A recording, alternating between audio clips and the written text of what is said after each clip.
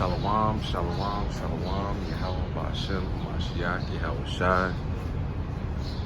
This is Kasadia, HOI Philly.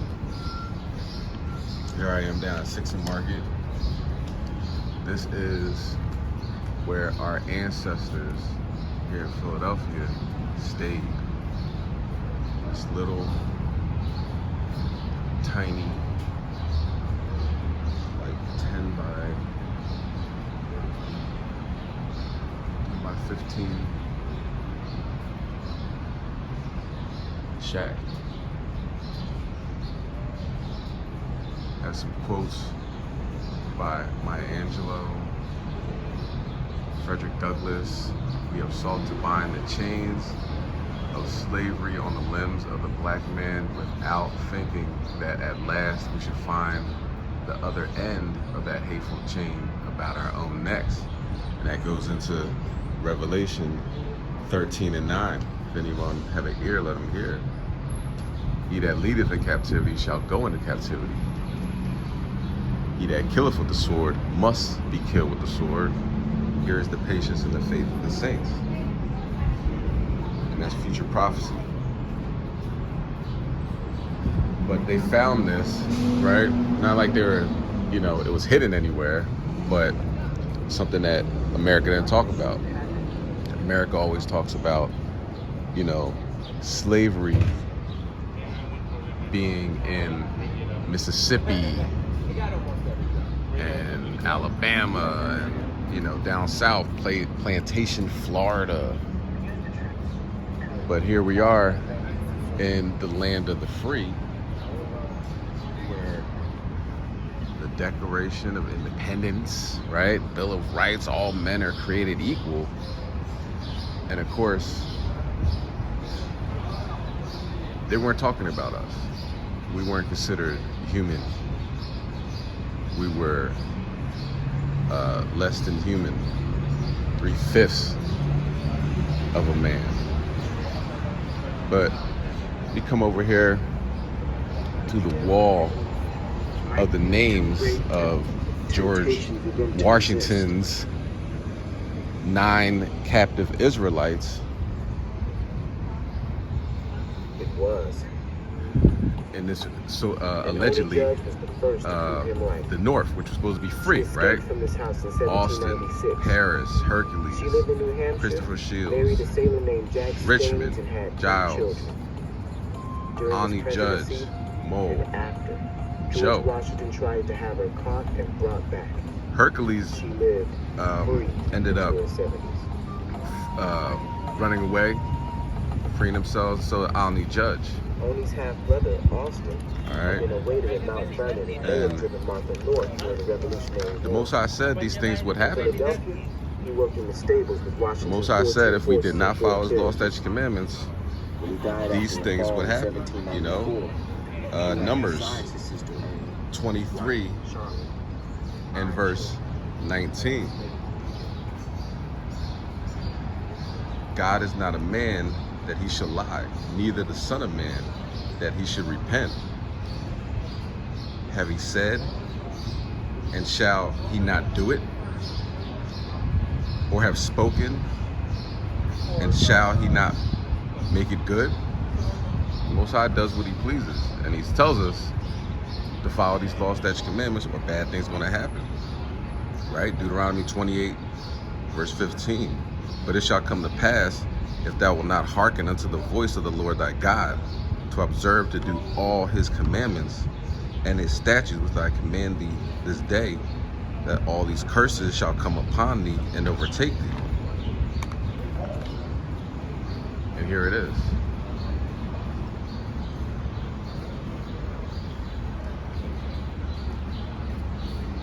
Here it is. It's one of the major curses, right? And the Lord shall bring thee into Egypt again with ships by the way whereof I spake unto thee. Thou shalt see it no more again, and there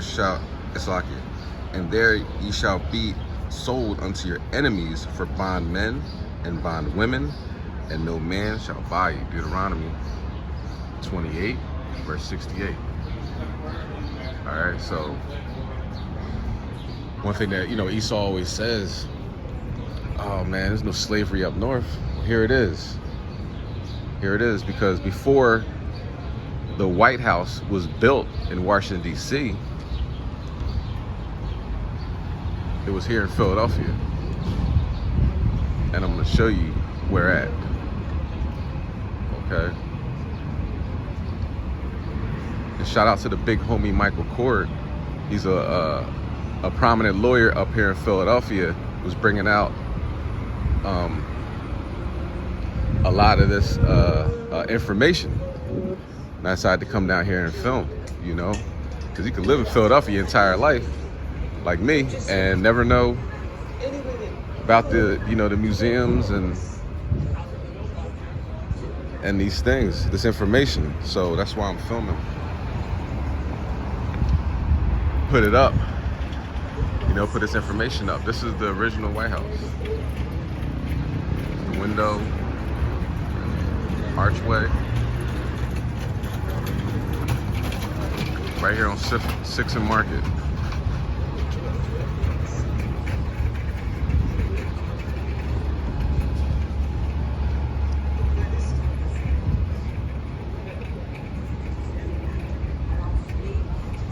Shout out to the big homie Michael Cord.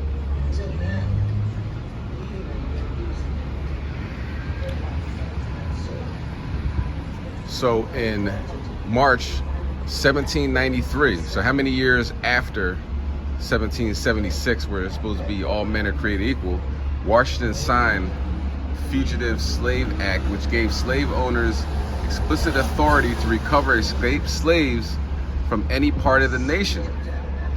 Some agents even took advantage of this law to kidnap free people of Israelite descent. They say African Israelite descent. Okay? So they took full advantage of that because we couldn't go to court to testify. It'd show you that in 12 Years a Slave. So what Esau will do, if you're free, he can kidnap you anyway. There's nothing you can do about it. Diabolical. So I think it has something to do with. All right, let's keep going. Let's go this way.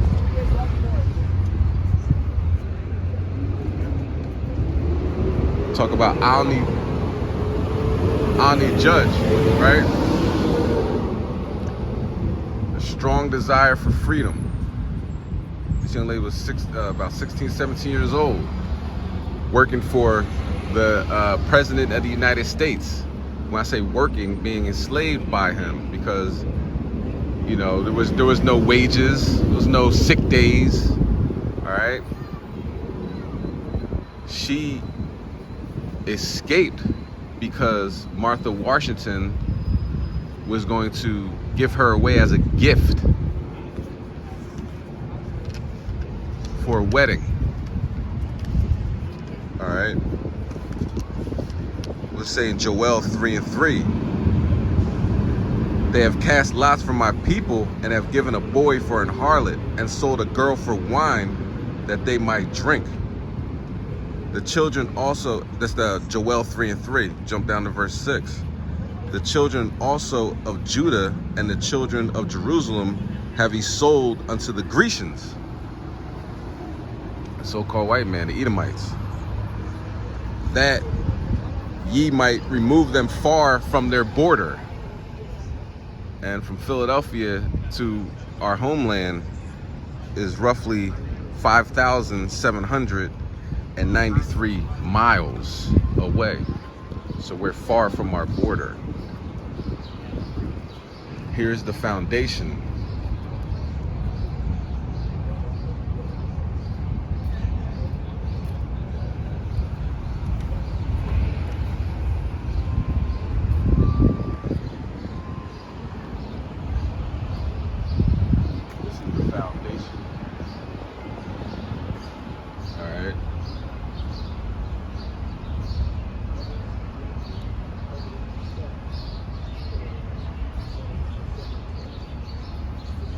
Discoveries, though much was lost, much remained of, they say African, right? But we all know we're Israelites.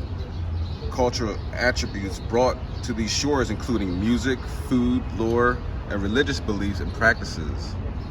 Africans and their descendants adapted and incorporated Israelite traditions into new circumstances. Historians and genealogists continue to discover evidence and information that creates a fuller picture of their lives. And of course, where it does say African traditions, so forth and so on, you know, we learned the way of the heathen over there in Africa, in West Africa, and the Most High was fed up, brought us over here to America. All right. Slave economy. This is how America got all its money. Slave trade in America. The transatlantic slave trade began in early 1500s with the arrival of Dutch and Portuguese explorers, murderers, and did not end until Brazil stopped importance in 1867. Chattel slavery and legal ownerships of men and women and children, and children by others who could sell them at the will existed throughout the Americas. Roughly 12.5 million Israelites, principally from West and Central Africa, were purchased from African traders, like we just read, right? Tyree Zion, by European and American traders, what they call the Grecians and Joel, and brought to the Americas. After independence, many Americans, especially Northerners, continued to be involved in slave training by outfitting and manning slave training ships. Britain outlawed its slave trade in 1808, and that year, by the terms of the United States Constitution, Congress made it illegal to import enslaved persons. However, the buying and selling and ownership of them continued within the United States, and it still does to this day. That's why if you get arrested pertaining to the 13th Amendment, you are still enslaved. And they will transport you all over. They will transport you different federal institutions, state institutions, away from your family, right? Put you up in the mountains, as Jake always says, right? And that's literal.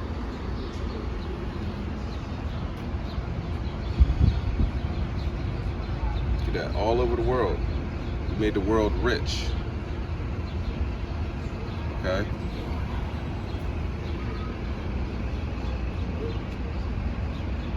Very wealthy, very wealthy. Philadelphia is enslaved before and after.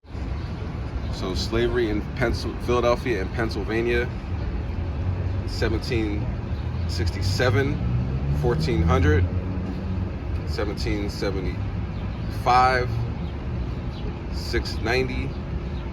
So of course the next year when they talked about in 1776, all men are created equal. We were enslaved at that time period.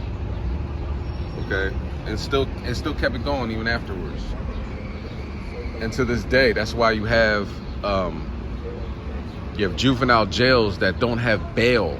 You get arrested, you know, you don't have a voice. You can't bail out. You got to sit.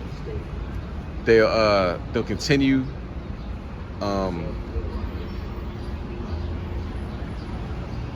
They will continue to, delay the case. A lot of juveniles that get locked up in Philadelphia, they'll be sitting months at a time, you know, taken away from their family, their community, school, and they'll be totally innocent. And the judges keep on postponing. Okay? So nothing's changed. This is today, you know, and it's overcrowding, fights, violent. Okay? Let's see. I and my household. On November 22nd, 1790, the President Washington arrived at the President's house to establish his home and office. With him were 8 enslaved African descendants ordered by Washington himself to be rotated back to Mount Vernon to evade Pennsylvania's gradual abolition law that would have allowed them to petition for their freedom after 6 months residence. So they knew the law and they circumvent the law, they go around the law. The enslaved were Hercules, his son Richmond, Alney Judge, Alney's brother Austin, Mole, Christopher, Giles, Parrish, and later Joe.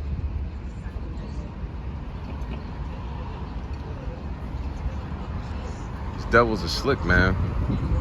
But as you can see, what's going on right now, you got Joe Biden about to drop out of the race. I mean, not out of the race. He's the president now. He's not going to get reelected. He's about to leave. Trump catches a bullet to the ear, you know. Biden has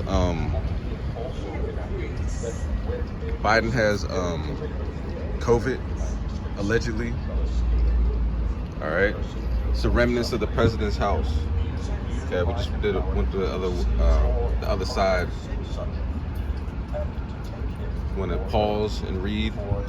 Be my guest. Some information.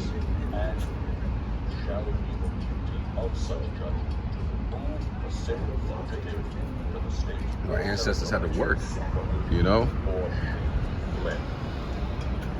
When I say work, you know, enslaved, Salakia, was a lot of work. A lot of work with no pay, no benefits, no nothing.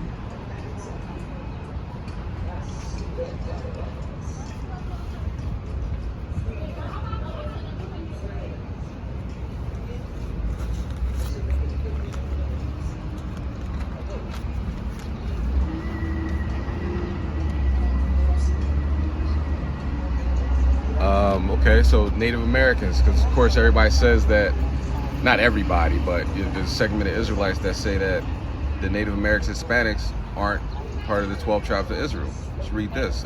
Native American dignitaries. President Washington Adams met with many delegations from indigenous nations. So of course they broke every treaty they made with the so-called Native Americans. Many evenings, Alney Judge would sit on her pallet where she slept at the foot of Martha Washington's bed, sewing and listening to the First Lady read the Bible, sing hymns, and pray with her two granddaughters in the next room. So it's a hypocritical nation. While she sat there at the foot of her bed, she would read the Bible. Obviously, she didn't read the part where everyone that, if you know, captivity will be coming back to the Edomites. She forgot to read that one, right? In the 1940s, after nearly 50 years of freedom in New Hampshire, Alney Judge told her story to the press. Alney fled the president's house because she overheard Martha Washington state her intentions of giving the young woman to her granddaughter. Alney wanted to learn to read and know about religion. All right, she was an Israelite. Alney recalled that she had never received the least mental or moral instruction of any sort. All right. And, you know, she was a footstool, you know, we used her as a footstool. Okay. And what does Deuteronomy 28 verse 15 say? Cursed shalt thou be in the field, and cursed shalt thou be in the city. Shocking. Cursed thou shalt be in the city, and cursed shalt thou be in the field.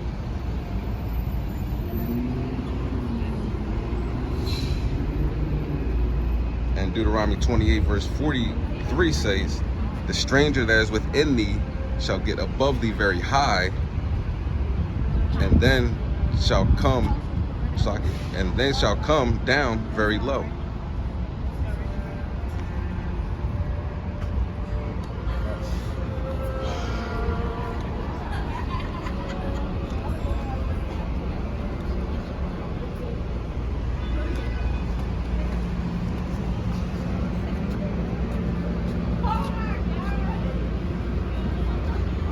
One part I'm looking for. Let's see.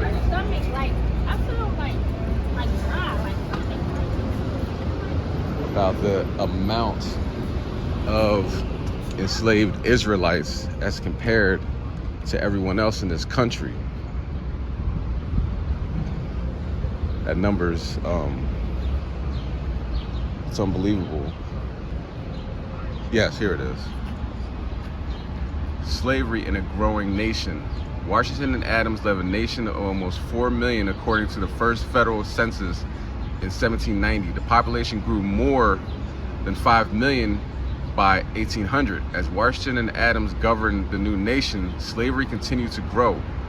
By 1800, 1 out of every 6 people in the United States was enslaved. So let's say when Trump says, hey man, let's go back to make America great again, that's what he's talking about. All right, now that doesn't mean Biden's any better or any of the Democrats are any better, because they were the people that were all about slavery. The Republicans were the ones that freed the slaves, believe it or not. But now, you know, you got Biden saying if you don't vote for him, you're not black because you don't know history. Look at that total U.S. population. All right, enslaved Israelites. Those are Israelites. Enslaved Israelites in 1790 were 17.6% of the population of the United States of America, and in 1800, having 5 million people in the United States, 16% of them were enslaved Israelites. Okay? Enslaved Israelites, even here. All right, we're not in Mississippi right now. This is the United States of America. This is Philadelphia. I'm at 6th and Market. This is where our ancestors stayed. Look how small this is.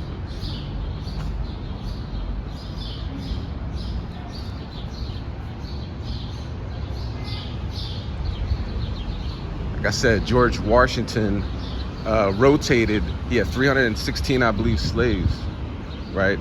Captive Israelites. And he will rotate 9 of them, because if you had residency for 6 months, you can apply and see if you can leave. You know what I mean? Get your freedom. But he was so diabolical. He will rotate them, bring them down there to Mount Vernon, Virginia, and then bring them back. Okay? And Austin, Paris, Hercules, Christopher Shields, Richmond, Giles, Alney, Judge, Mole, Joe. From age 14 to 51. Enslaved Israelites here in Philadelphia. I wonder how a husband and wife talk about that. And I wonder whether George and Martha Washington talked about it. That he would free the people he owned, but that she would not. Diabolical. It's Deuteronomy 28 verse 48. And me? There, I was taken it's like, back therefore to shalt thou Mount serve Vernon thy enemies, which the Lord will send against thee in hunger, and in thirst, and in nakedness, in want of all things. And he shall put a yoke of iron upon thy neck until he destroy thee. And we are most certainly destroyed in Philadelphia. Now we're killing each other. This is the foundation, the president's house.